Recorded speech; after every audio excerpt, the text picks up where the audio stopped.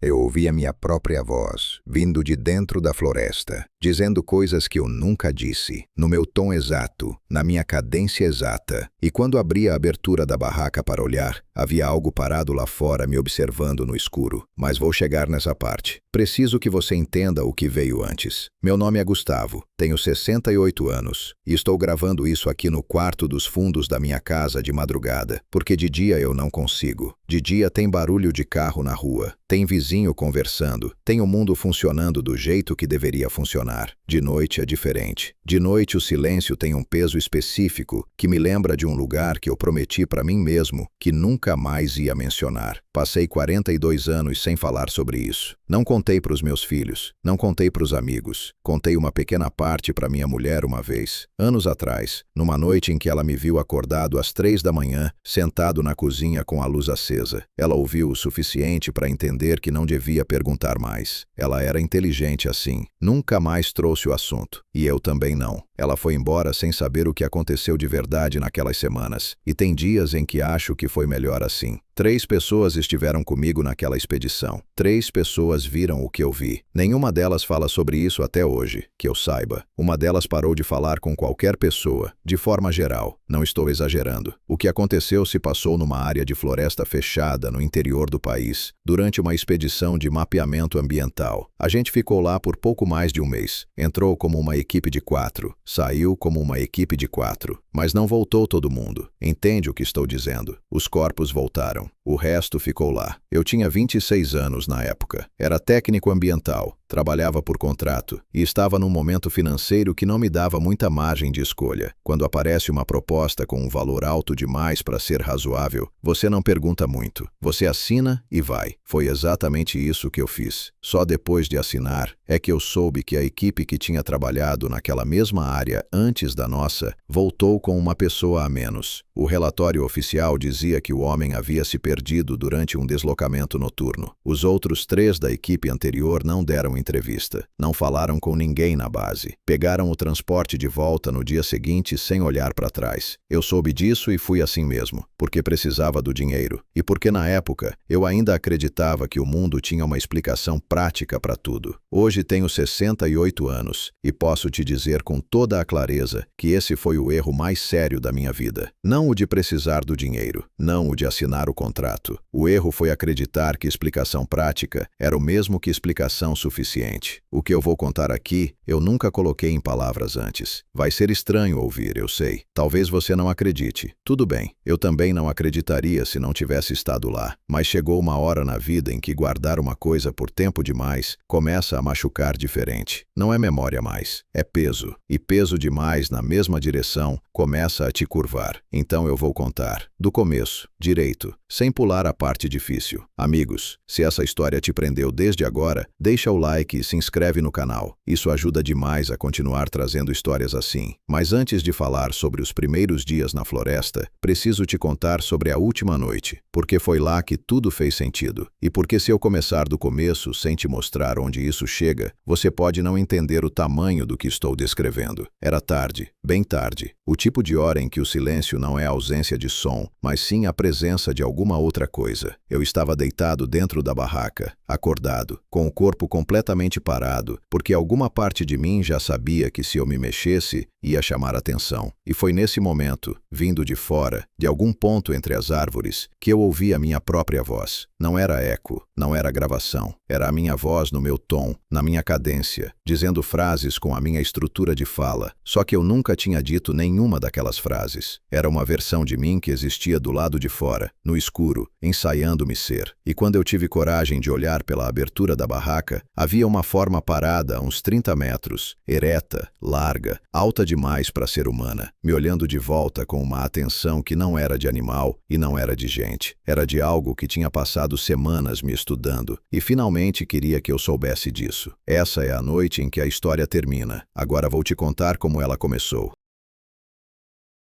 A empresa que nos contratou sabia que aquela área tinha histórico de problema. Eu tenho certeza disso hoje. Não tenho prova, mas tenho certeza. O contrato apareceu numa sexta à tarde por e-mail, encaminhado por um colega que disse que tinha recusado porque não podia viajar naquele período. O valor era quase o triplo do que eu recebia num mês normal de trabalho. A descrição da vaga era técnica, seca, sem nada que chamasse atenção. Mapeamento de fauna e flora em área de preservação. Duração de aproximadamente 5 semanas. Regime de campo contínuo. Alimentação e equipamento incluídos. Assinatura do contrato em até 48 horas. 48 horas. Esse detalhe eu ignorei na época. Hoje sei que prazo curto assim significa que eles precisavam de alguém que não tivesse tempo de pesquisar muito. Eu assinei no domingo de manhã. Na segunda recebi as instruções de deslocamento. Na quinta já estava num ponto de apoio no meio do nada, com uma mochila de campo e um formulário de responsabilidade civil que eu assinei sem ler até o fim. Foi só na base de apoio, conversando com o funcionário que ia nos transferir para o ponto de entrada da área, que eu perguntei de forma direta sobre a equipe anterior. O homem parou um segundo antes de responder. Só um segundo, mas eu vi. Ele disse que a equipe tinha encerrado o trabalho mais cedo por conta de condições climáticas adversas. Eu perguntei sobre o integrante que não voltou. Ele olhou para o lado e disse que o homem havia se afastado do grupo durante a noite e que as buscas não encontraram nada conclusivo. Nada conclusivo. Eu repeti essa frase para mim mesmo enquanto ele virava as costas e ia buscar os equipamentos extras. Nada conclusivo. Não disse que o homem estava bem. Não disse que tinha se perdido e sido resgatado. Disse que não encontraram nada conclusivo. E eu fui assim mesmo, porque o dinheiro já estava comprometido na minha cabeça e porque eu tinha 26 anos. E 26 anos é a idade em que você ainda acha que pode controlar o que não conhece. Essa foi a terceira vez na vida que eu ignorei um sinal claro. Espero que você preste mais atenção nos seus do que eu prestei nos meus. A equipe se reuniu completa na tarde seguinte no ponto de entrada da área. 4 pessoas. Rafael tinha uns 40 anos, cabelo já bem grisalho nas laterais, jeito quieto de quem está sempre calculando alguma coisa antes de falar. Era o líder de campo, veterano. Tinha passado mais de uma década entrando em zonas remotas para esse tipo de trabalho. Ele apertou minha mão com firmeza e perguntou se eu tinha experiência com camping de longa duração. Quando eu disse que sim, ele apenas acenou com a cabeça e foi checar o equipamento. Não sorriu, não fez conversa, só foi trabalhar. Camila era bióloga, uns 35 anos, cabelo preso, óculos com armação fina. Ela tinha 3 cadernos de campo na mochila, 3, numerados, com capa de cor diferente cada um. Ela me explicou sem eu perguntar que o primeiro era para dados de fauna, o segundo para flora e o terceiro para observações gerais. Eu achei exagerado na hora. Mais para frente, aquele terceiro caderno ia se tornar o documento mais importante que eu já segurei nas mãos. Davi era o mais quieto dos 3. Rastreador, criado em zona rural, uns 30 anos, olhos escuros que ficavam sempre levemente semicerrados, como se ele estivesse lendo alguma coisa no ar que os outros não viam. Ele carregava mais peso na mochila do que qualquer um de nós, e não reclamou nenhuma vez. Quando a gente entrou na área e a vegetação fechou atrás do grupo como uma cortina, foi Davi que parou por um momento, virou o rosto levemente para o lado e ficou alguns segundos completamente imóvel antes de continuar andando. Eu perguntei depois o que tinha sido aquilo. Ele disse que estava ouvindo a mata. Disse que toda a área tem um som base, uma frequência ambiente que fica constante enquanto o lugar está em equilíbrio, e que naquele momento, logo na entrada, o som base estava errado. Não estava ausente, estava errado. Eu não entendi direito o que ele quis dizer. Fui entender semanas depois, da pior forma possível. Rafael estabeleceu as regras de campo ainda no primeiro dia, antes de montar os equipamentos. A voz dele era calma, mas o tom não deixava margem para negociação. Ninguém se afasta sozinho em nenhuma circunstância. 3 apitos seguidos em caso de separação. Sem movimentação após o escurecer a menos que seja emergência. E a última regra, que ele deixou por fim com uma pausa antes de falar. Nenhuma resposta verbal a sons não identificados vindos da mata. Eu achei que era protocolo padrão de segurança em campo. Era razoável, fazia sentido. Eu não questionei.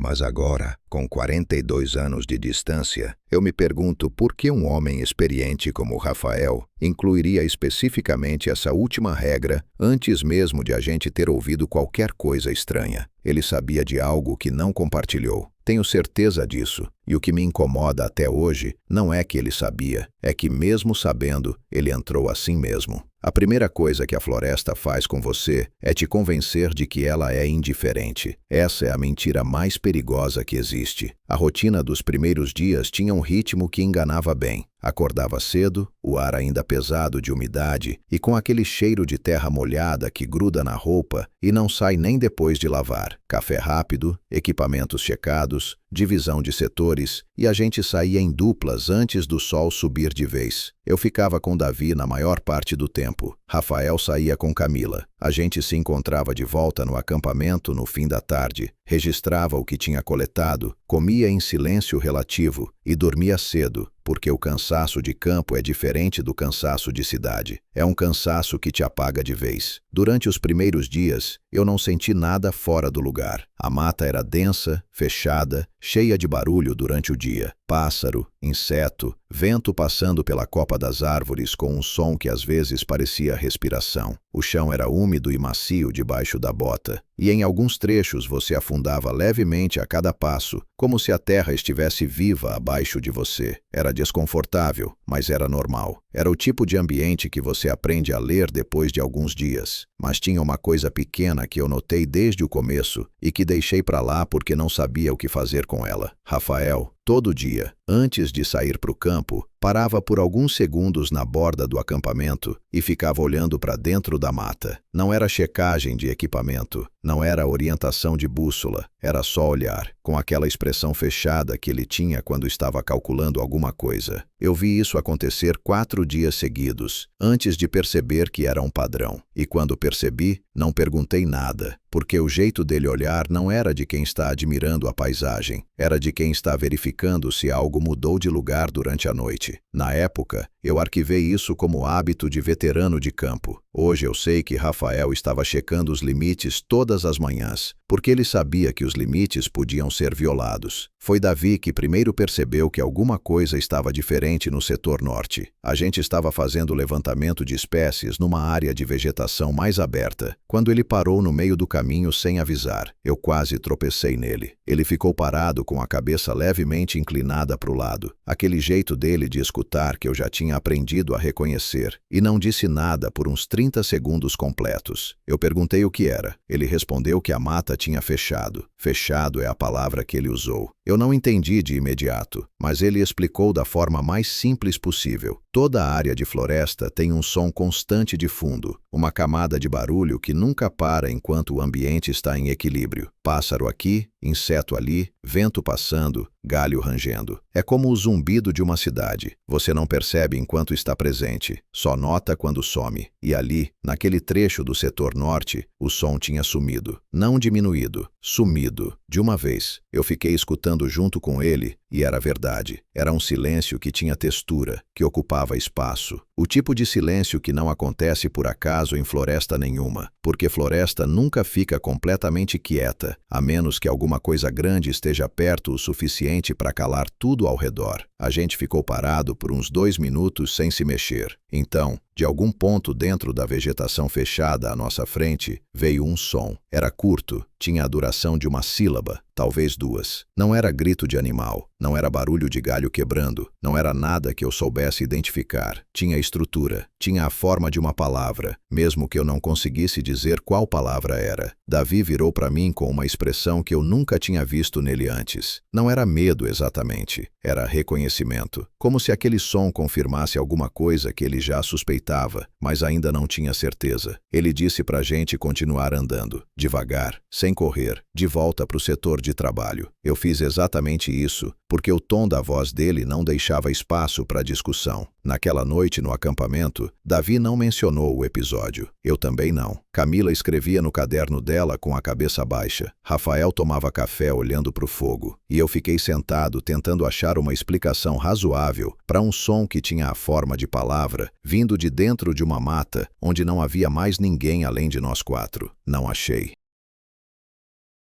mas me convenci de que ia achar. Esse foi o segundo erro grande que eu cometi naquela expedição. Deixar para depois o que precisava ser entendido na hora. No dia seguinte, a mata estava barulhenta de novo. Tudo normal, tudo no lugar. E por 3 dias seguidos, nada aconteceu. 3 dias de trabalho limpo, rotina estável, silêncio só de noite. Eu já estava começando a achar que tinha exagerado a situação na cabeça quando Camila chamou Rafael para olhar alguma coisa no perímetro do acampamento. E pela forma que ela chamou, baixa, direta, sem urgência, mas sem suavidade, eu soube antes de me levantar que o que ela tinha encontrado não era pequeno. As pegadas não eram de nenhum animal que existe nessa terra. Isso não é figura de linguagem. Isso é o que Davi disse depois de ficar agachado na lama por quase 10 minutos sem falar uma palavra. Camila tinha encontrado as marcas logo cedo, antes de o sol esquentar de vez, quando foi buscar água no container que ficava na borda do acampamento. Ela não gritou, não correu, só chamou Rafael com aquela voz baixa e direta que eu já mencionei, e Rafael foi. E eu fui atrás porque alguma coisa no tom dela me fez largar o que estava fazendo sem pensar. As marcas seguiam uma linha paralela ao limite do acampamento, a uns 6 ou 7 metros das barracas. Não eram poucas, eram o suficiente para mostrar que quem tinha feito aquele trajeto tinha andado devagar, com passos medidos, de uma ponta a outra da área onde a gente dormia, como alguém que caminha quando quer fazer pouco barulho, mas não precisa se esconder porque sabe que os outros estão dormindo. Rafael ficou olhando por um momento e chamou Davi sem elevar a voz. Davi veio, abaixou, começou a examinar. Eu me aproximei e vi o que ele estava vendo. A marca em si era larga, mais larga do que pé de gente comum, com uma distribuição de peso que não fazia sentido para nenhum animal que eu conhecia. Mas o que realmente travou meu raciocínio por uns segundos foi outra coisa. No meio do trajeto, as marcas mudavam. O padrão de pisada mudava. Ficava diferente, mais leve, com menos profundidade na lama. Como se quem estava andando tivesse percebido no meio do caminho que estava deixando rastro e deliberadamente mudado a forma de pisar. Davi ficou parado com a mão espalmada perto de uma das marcas, sem tocar, só medindo com os olhos. Então disse, com a voz completamente plana, que aquilo não era rastro de animal, não da forma que a gente conhece. Ele disse que animal não muda a passada no meio do caminho por escolha. Animal muda quando tropeça, quando o terreno muda, quando sente dor, não quando percebe que está sendo registrado. Rafael pediu para Camila fotografar tudo e anotar no caderno. Ela já estava fazendo isso. Depois disso, Rafael olhou para o mato por uns 15 segundos e disse que provavelmente era algum animal que a gente não tinha catalogado ainda naquela área. Disse com o mesmo tom calmo que usava para tudo. Davi não concordou nem discordou, só ficou em pé e limpou a mão na calça. Eu guardei aquilo dentro de mim como um nó que não consegui desfazer o dia todo. Ficamos trabalhando normalmente. Fizemos o levantamento do setor sul como planejado. Voltamos para o acampamento na hora certa, mas eu não conseguia parar de pensar no detalhe da pisada mudando no meio do trajeto, porque isso implica consciência. Implica que quem passou por ali estava prestando atenção no próprio rastro, e se estava prestando atenção no próprio rastro, estava pensando sobre ser rastreado, e se estava pensando sobre ser rastreado, estava pensando sobre nós. Essa conclusão eu cheguei sozinho, naquela noite, dentro da barraca com a lanterna apagada. E quando cheguei nela, eu fiquei quieto por um tempo bem longo, olhando para o teto de lona, como se ele pudesse me dar uma resposta diferente. Naquela noite, Camila escreveu mais do que o normal no terceiro caderno, o de observações gerais. Eu vi a luz da lanterna dela acesa por muito mais tempo do que de costume. Rafael ficou do lado de fora até tarde, coisa que ele não fazia, sentado na cadeira de campo olhando para o limite da vegetação. Eu observei isso pela abertura da barraca antes de tentar dormir. Só Davi pareceu dormir normal, mas de manhã, quando a gente levantou, ele estava acordado antes de todo mundo, de pé, olhando para o trecho onde as pegadas tinham sido encontradas. Quando eu me aproximei, ele apontou discretamente para o chão. As marcas ainda estavam lá. Obviamente, a gente não tinha apagado, mas tinha uma coisa diferente que eu não tinha notado na véspera. Do lado de uma das pegadas maiores, quase tocando a borda da marca, havia uma impressão menor.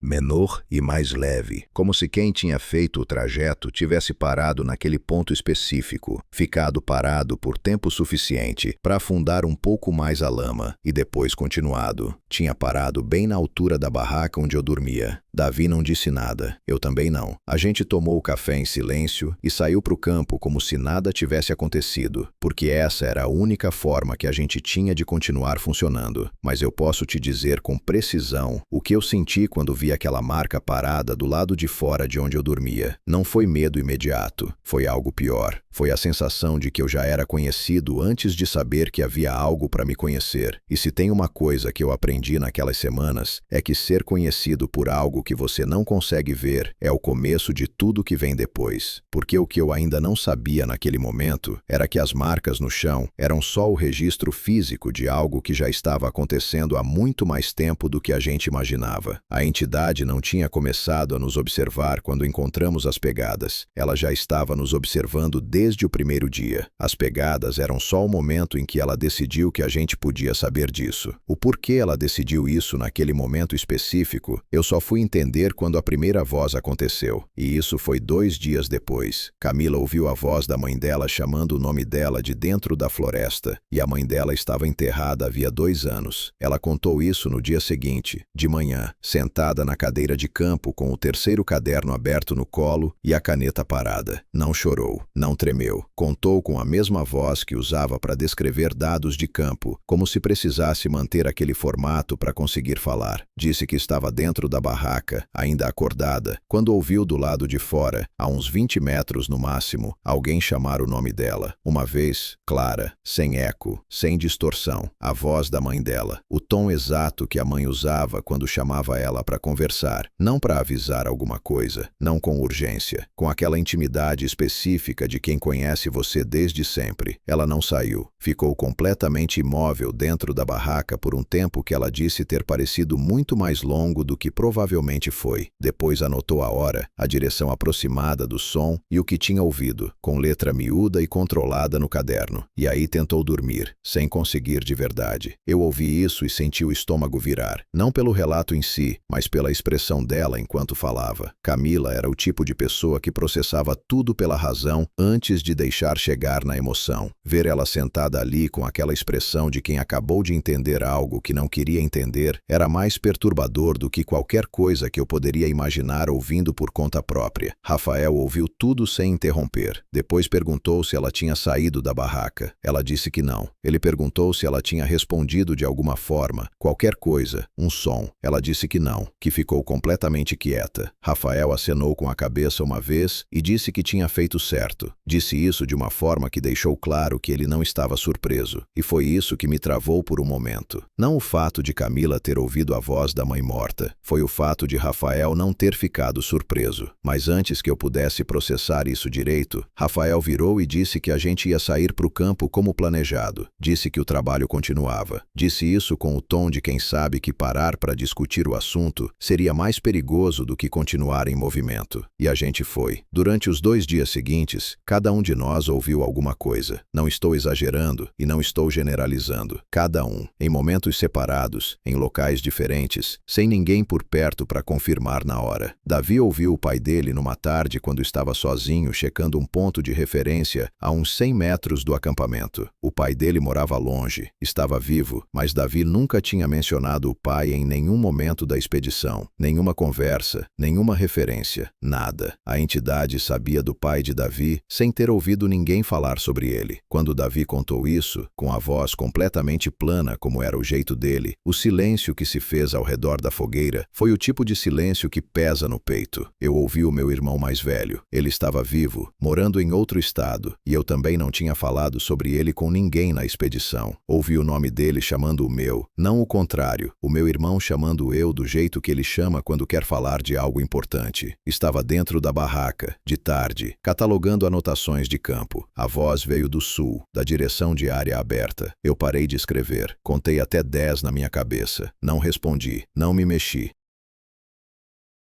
Escrevi a hora e a direção e fiquei sentado com o caderno no colo por uns 4 minutos antes de conseguir voltar ao trabalho. A mão tremia quando eu escrevia. Eu lembro disso com precisão porque olhei para minha própria letra e não reconheci como minha. E foi nesse ponto que eu entendi o que estava acontecendo, ou pelo menos parte disso. A entidade não estava usando vozes aleatórias, não estava imitando pessoas famosas, não estava gerando sons humanos genéricos. Ela estava usando as vozes de pessoas específicas, pessoas que importavam para cada um de nós, de formas que ela não poderia ter aprendido nos ouvindo conversar, porque a gente não tinha conversado sobre essas pessoas. Tinha aprendido isso de alguma outra forma, de alguma forma que eu não consigo explicar nem hoje, 42 anos depois. O que isso significa é que o nível de observação que aquela coisa tinha sobre nós era muito mais profundo do que eu imaginava quando encontramos as primeiras pegadas. Não estava só estudando nossos movimentos e nossa rotina, estava estudando algo que fica abaixo do comportamento visível, estava chegando em camadas que a gente nem expõe conscientemente. Rafael, naquela mesma noite, estabeleceu uma regra nova, com aquela voz calma e definitiva que ele usava quando não estava abrindo espaço para discussão. Disse que a partir dali, se qualquer um de nós ouvisse o próprio nome vindo de fora do perímetro do acampamento, em qualquer voz, a qualquer hora, a resposta era zero. Nenhum som, nenhum movimento em direção à origem, nenhuma saída da barraca sem avisar outro membro da equipe. Zero de resposta. Depois disso, ele tomou o resto do café e não disse mais nada. Eu olhei para ele através do fogo e percebi que Rafael tinha estabelecido essa regra com uma precisão que só vem de quem já pensou no problema antes. Não era improviso, era protocolo que já existia na cabeça dele. E se já existia na cabeça dele, era porque em algum momento antes dessa expedição, ele tinha tido razão para pensar nisso. Eu quis perguntar, não perguntei, porque tinha uma parte de mim que sabia que a resposta ia tornar tudo mais real do que eu estava preparado para aguentar naquele momento. Mas a realidade veio no dia seguinte de qualquer forma, sem precisar de pergunta nenhuma, quando Rafael voltou do setor norte mais cedo do que o planejado e ficou parado do lado de fora do acampamento por uns 2 minutos antes de entrar. E quando entrou, tinha uma expressão no rosto que eu nunca tinha visto nele antes. Não era medo, era algo diferente do medo. Era o rosto de alguém que acabou de ouvir a própria voz, vindo de um lugar onde não havia ninguém. Davi sumiu por quase 3 horas numa manhã, e quando voltou, os olhos dele estavam diferentes. Não diferentes de um jeito que eu consiga descrever com precisão, diferentes de um jeito que eu senti antes de conseguir nomear. Ele tinha saído cedo para checar um ponto de referência no limite leste, uma tarefa de 40 minutos no máximo. Quando passou de 2 horas sem ele voltar, Rafael pegou o equipamento de sinalização e foi na direção que Davi tinha tomado. Eu fui junto. Camila ficou no acampamento seguindo o protocolo que Rafael tinha estabelecido de nunca deixar o ponto base completamente vazio. A gente andou uns 400 metros chamando com apito, 3 sinais, pausa, 3 sinais. Depois de uns 20 minutos ouvimos a resposta, 2 sinais em vez de 3, o que indicava que ele estava bem, mas tinha alguma coisa errada. Encontramos ele sentado num tronco caído a uns 100 metros, além do ponto de referência que era o destino dele. Estava com as mãos apoiadas nos joelhos, olhando para o chão, com a mochila ainda nas costas. Rafael perguntou o que tinha acontecido. Davi demorou um segundo antes de responder, o que para ele era muito, porque Davi era o tipo de homem que processava as coisas rápido e falava quando tinha certeza. Ele disse que tinha chegado ao ponto de referência normalmente, feito o que precisava fazer e começado a voltar, mas que no caminho de volta tinha perdido a orientação. Não de forma gradual, que é como acontece quando a pessoa se distrai ou quando a vegetação engana. De forma súbita. Disse que num momento sabia exatamente onde estava, e no momento seguinte, o caminho que ele tinha percorrido meia hora antes tinha deixado de fazer sentido, como se o espaço tivesse se reorganizado enquanto ele não estava olhando. Davi era rastreador, filho de rastreador, homem que lia o terreno como outros leem texto. Perder orientação num percurso que ele mesmo tinha feito não era algo que acontecia com Davi por distração. Rafael ouviu, anotou no caderno que eu não sabia que ele estava mantendo, e disse que a gente voltava para o acampamento.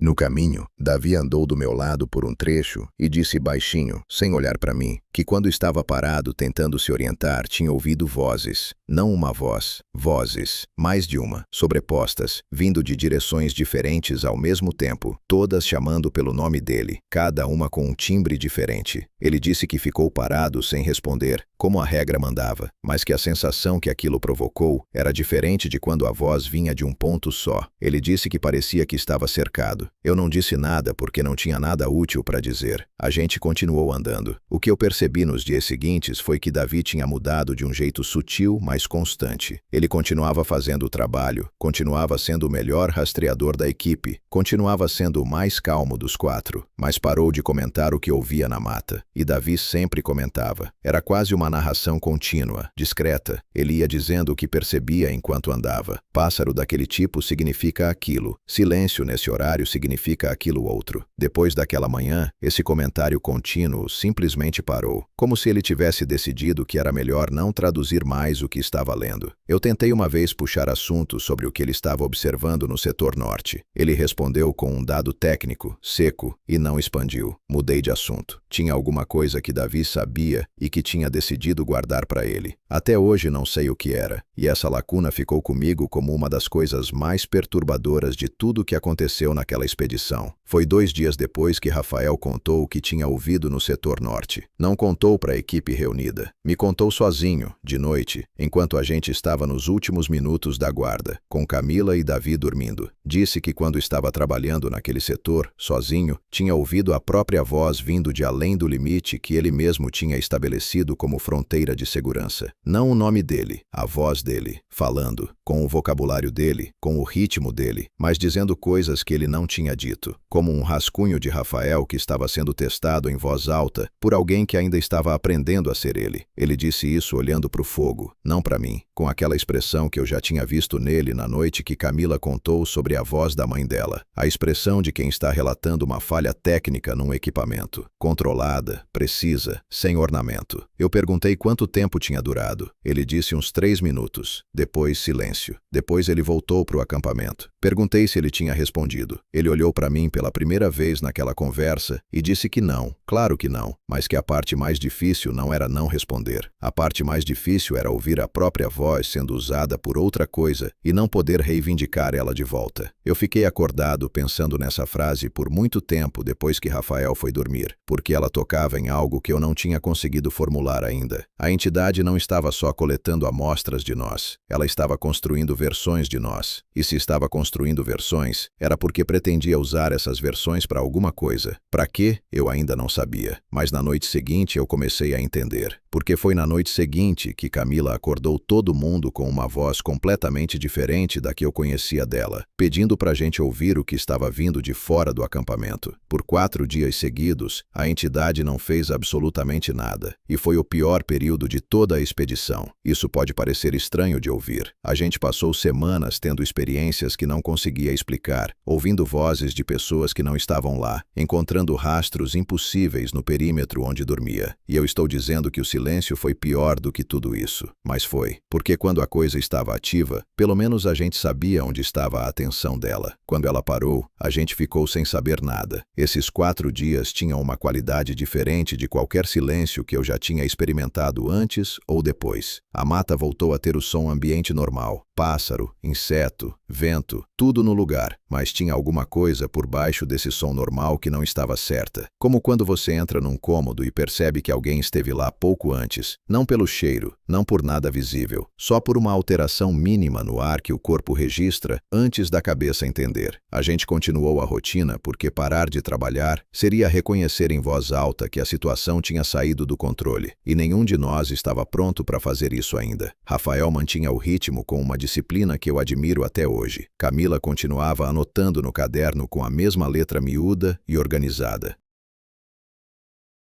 Davi rastreava, catalogava, fazia o trabalho com a precisão de sempre, só que com aquele silêncio novo que tinha tomado conta dele desde que voltou perdido naquela manhã. Eu era o único que claramente estava mal. Eu dormia pouco, comia sem gosto e passava as horas de trabalho de campo num estado de atenção tão concentrada que chegava no acampamento com dor de cabeça de tanto focar em cada barulho da mata. Estava esperando o próximo evento com uma atenção que não tinha válvula de escape nenhuma. No terceiro dia de silêncio, durante a guarda da madrugada, eu passei 2 horas sentado olhando para o limite da vegetação. E não aconteceu nada, absolutamente nada. E quando chegou minha hora de trocar com Camila, eu entrei na barraca e fiquei deitado de olho aberto no escuro, pensando numa coisa que me perturbou mais do que devia. A entidade tinha parado, mas não tinha ido embora. Eu sabia disso sem conseguir explicar como sabia. Era uma presença que continuava lá, só que contida, recolhida, como alguém que para de falar não porque não tem mais nada a dizer, mas porque está pensando no que vai dizer a seguir. Foi Camila que nomeou isso, no quarto dia, enquanto tomávamos café antes de sair para o campo. Ela disse, olhando para o nada, que o silêncio parecia intencional, que parecia uma pausa, não um fim. Rafael levantou os olhos do caneco e ficou olhando para ela por um segundo. Depois voltou para o café sem dizer nada, mas o olhar dele confirmou que ele pensava a mesma coisa. A pausa terminou na quarta noite, e terminou de um jeito que nenhum de nós estava preparado, mesmo depois de tudo que já tínhamos passado. Camila acordou a gente pouco depois da meia-noite. Não gritou, não chacoalhou as barracas, só falou em voz normal, firme, que a gente precisava ouvir o que estava vindo de fora, e o tom da voz dela era suficiente. Eu saí da barraca em uns 10 segundos. Rafael e Davi estavam saindo ao mesmo tempo. Os 4 ficamos parados no acampamento, sem lanterna, deixando os olhos acostumarem com o escuro, e ouvimos. Do setor leste, a uns 200 metros pela estimativa que eu fiz depois, vinha uma vocalização que eu não consigo descrever com precisão e que vou tentar mesmo assim. Era longa, tonal, com uma frequência que variava lentamente como se alguém estivesse ajustando o volume de uma voz enquanto falava. E dentro dessa vocalização, claramente identificáveis, havia fragmentos das nossas vozes, não aleatórios, organizados. A voz de Camila por alguns segundos, depois a de Davi, depois a de Rafael, depois a minha, numa sequência que se repetia com pequenas variações a cada ciclo. Não eram palavras, eram timbres, cadências, a textura específica de como cada um de nós soava, montados um depois do outro como peças de um mecanismo sendo testado. Durou uns 40 segundos. Parou, recomeçou de um ponto ligeiramente diferente, como quem volta alguns passos numa gravação para refazer uma parte que não saiu certa. Durou mais uns 30 segundos, com as vozes mais fluidas, mais integradas entre si. Parou de novo. Camila escreveu no caderno naquela mesma madrugada, ali fora, com a lanterna na mão. Eu li o que ela escreveu no dia seguinte e a frase ficou em mim de um jeito que não sai. Ela tinha escrito que o que ouviram parecia uma voz aprendendo a ser mais de uma ao mesmo tempo. Rafael ficou em silêncio por um tempo depois que a vocalização parou de vez. Então disse que a gente voltasse para as barracas. Ninguém dormiu, mas ficamos deitados porque era a única coisa razoável a fazer. De manhã, Rafael checou o equipamento de comunicação 2 vezes. Não disse por quê, mas eu entendi. Ele estava calculando quanto tempo faltava para poder chamar saída sem quebrar o contrato de forma que causasse problema. E eu entendi que a decisão de ir embora já estava tomada na cabeça dele. Só faltava o momento certo. O que eu não sabia era que o momento certo ia ser definido não por Rafael, mas pela própria entidade, que na noite seguinte fez algo que tornou qualquer discussão sobre prazo de contrato completamente irrelevante. No dia seguinte ao ensaio das vozes, voltando do campo, eu e Davi ouvimos o nosso próprio acampamento vindo da direção errada. Deixa eu explicar o que isso significa, porque eu sei que soa abstrato. A gente estava voltando pelo setor oeste, uns 400 metros do ponto base, quando ouvimos à nossa frente, vindo de dentro de uma área de vegetação completamente fechada, onde não havia nada além de mata, os sons do acampamento. A voz de Rafael dizendo alguma coisa curta, o barulho específico da tampa do container de água sendo aberta e fechada, o ranger da cadeira de campo que tinha uma perna levemente torta e fazia um som inconfundível toda vez que alguém sentava. Tudo, vindo de um lugar onde era impossível estar.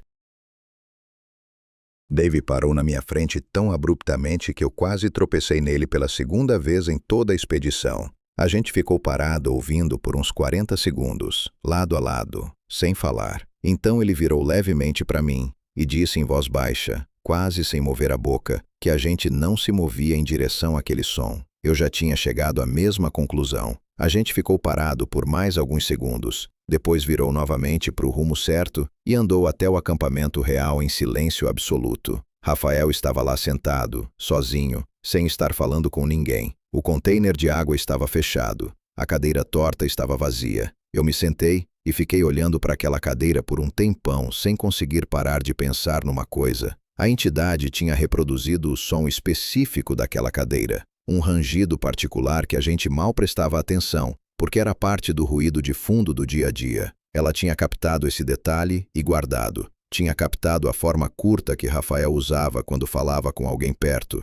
Tinha captado o som mecânico de uma tampa de container plástico. Tinha construído uma versão sonora do nosso acampamento com precisão suficiente para enganar por pelo menos 40 segundos 2 homens que viviam naquele espaço há semanas. Davi contou para Rafael com a voz plana de sempre. Rafael ouviu, fez uma pergunta sobre a distância aproximada e a direção exata. Anotou no caderno dele e disse que entendeu. Camila ficou em silêncio por um momento depois que ouviu. Então disse uma coisa que ficou no ar por tempo demais. Disse que se ela já conseguia imitar o acampamento, o próximo passo lógico era imitar quem estava dentro dele. Ninguém respondeu porque não havia resposta razoável para dar. Essa noite foi a primeira em que eu percebi que tinha chegado num ponto de cansaço diferente. Não era o cansaço físico de campo que eu estava acostumado. Era um cansaço que vinha de dentro, de ficar vigilante durante semanas sem poder descansar de verdade, porque descansar exigia confiar que o ambiente estava seguro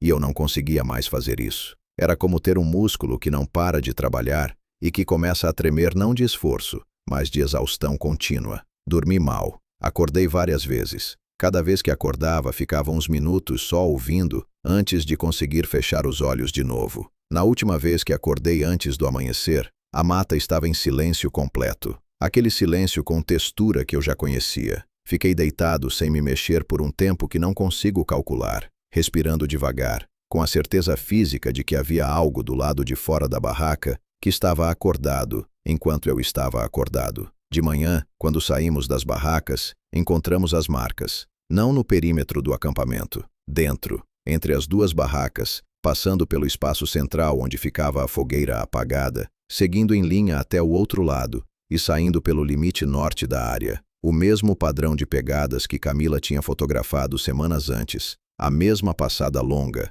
o mesmo apoio de peso que não era de animal e não era de humano comum. Ela tinha atravessado o acampamento durante a noite enquanto a gente dormia. Eu fiquei parado olhando para aquela linha de marcas no chão por mais tempo do que devia, porque o que aquilo significava não era difícil de entender. Ela não tinha entrado para pegar nada, não tinha revirando nada, não tinha tocado nos equipamentos, não tinha chegado perto das entradas das barracas, tinha só atravessado, de um lado ao outro, com uma calma que era mais perturbadora do que qualquer ameaça direta poderia ser. Era uma demonstração, era ela mostrando que o espaço onde a gente dormia nunca tinha sido realmente nosso, que ela tinha tolerado nossa presença ali da mesma forma que se tolera um detalhe menor num ambiente que você controla de verdade, e que essa tolerância tinha um prazo que ela estava decidindo encerrar no ritmo dela, não no nosso. Rafael ficou de costas para a gente por um bom tempo, parado no ponto onde o rastro saía pelo limite norte e sumia na vegetação. Então virou e disse que a gente ia embora em 2 dias. Não perguntou se alguém concordava, não explicou o que ia colocar no relatório. Disse em 2 dias, com o tom de quem já tomou a decisão e está só comunicando o prazo. Ninguém falou nada, mas eu vi Camila fechar o 3º caderno e guardar dentro da mochila com um cuidado específico, como quem protege alguma coisa que vai precisar mostrar para alguém um dia. O problema é que 2 dias ainda era tempo demais, e a entidade não estava mais operando no nosso cronograma. Naquela noite, antes mesmo de a gente jantar, 2 formas apareceram na beira da mata e ficaram paradas nos olhando como se tivessem todo o tempo do mundo. Não foi Davi que viu primeiro dessa vez. Foi Camila, que estava do lado de fora do acampamento, checando o equipamento de medição, quando ergueu os olhos para o limite da vegetação e simplesmente parou de se mexer.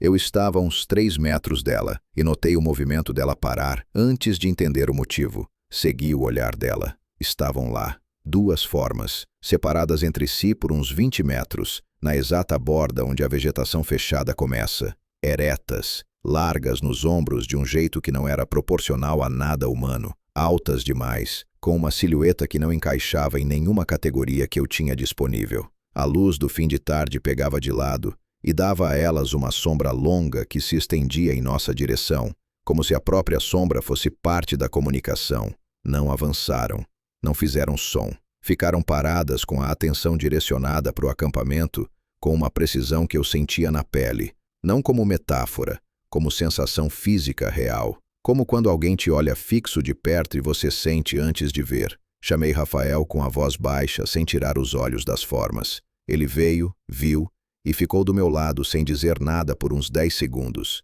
Então chamou Davi. Os 4 ficamos parados no acampamento olhando para elas, enquanto elas ficavam paradas na borda da mata olhando para nós. Davi ficou ao meu lado esquerdo e eu ouvi ele respirar fundo uma vez, devagar, como quem está controlando alguma coisa que quer sair. Camila tinha o caderno na mão, mas não estava escrevendo, só olhando.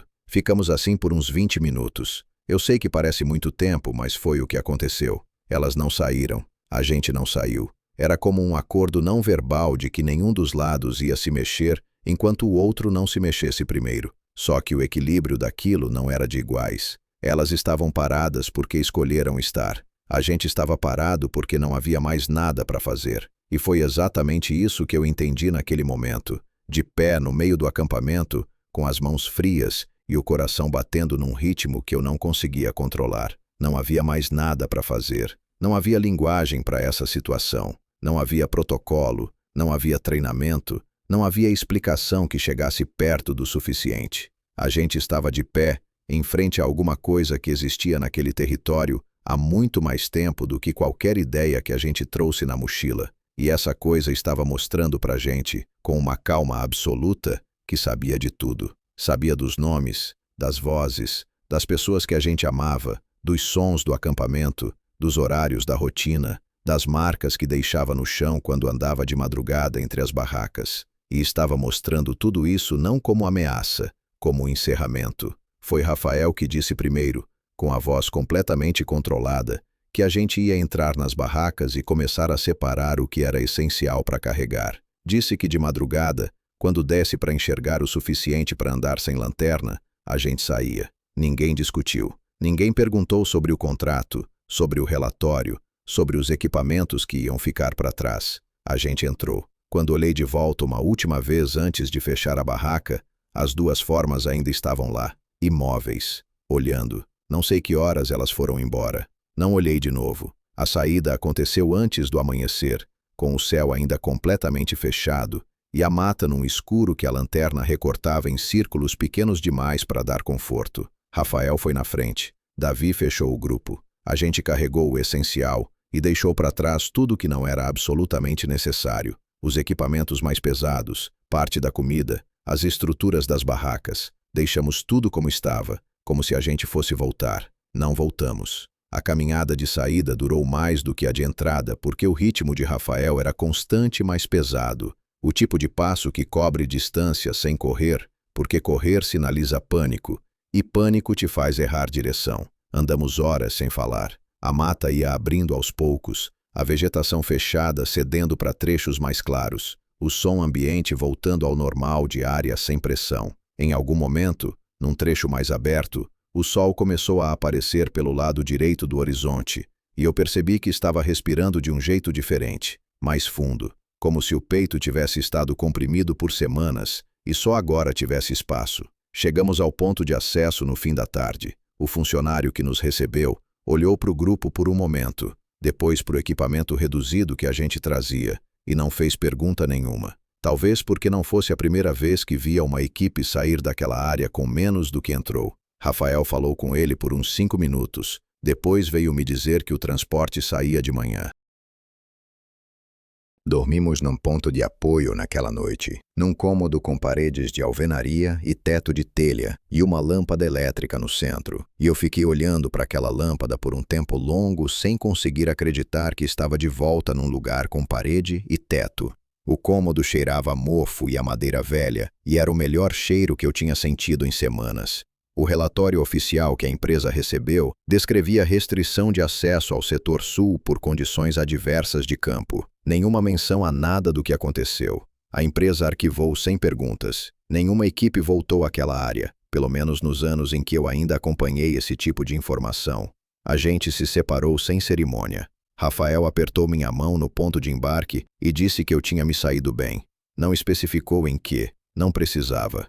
Camila me abraçou rápido e disse que ia ficar bem, mais para ela mesma do que para mim. Davi só acenou com a cabeça antes de entrar no transporte. Esse aceno foi a última coisa que Davi me disse. Camila parou de atender minhas ligações depois de algumas semanas. Tentei algumas vezes, deixei mensagem, não obtive retorno. Entendi.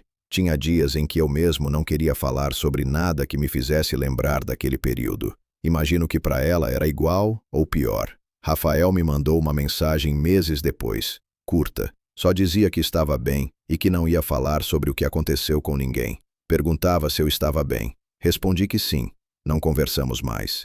Hoje tenho 68 anos e estou terminando de gravar isso aqui no quarto dos fundos com a mesma lâmpada de sempre acesa, porque de madrugada eu ainda prefiro luz. Não como medo exatamente, como hábito que ficou. O que eu aprendi naquelas semanas não cabe numa frase fácil, mas vou tentar. Tem lugares no mundo que existem em termos completamente diferentes dos que a gente usa para entender o que é normal.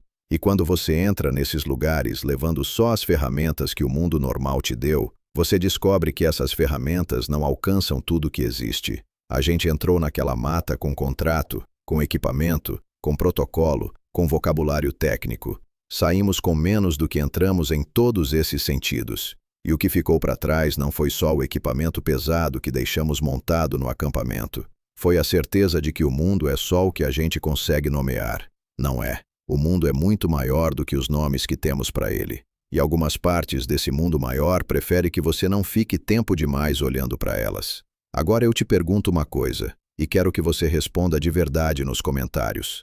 Se você estivesse no lugar da nossa equipe e ouvisse a voz de alguém que amou muito chamando seu nome de dentro da escuridão, você conseguiria ficar parado sem responder?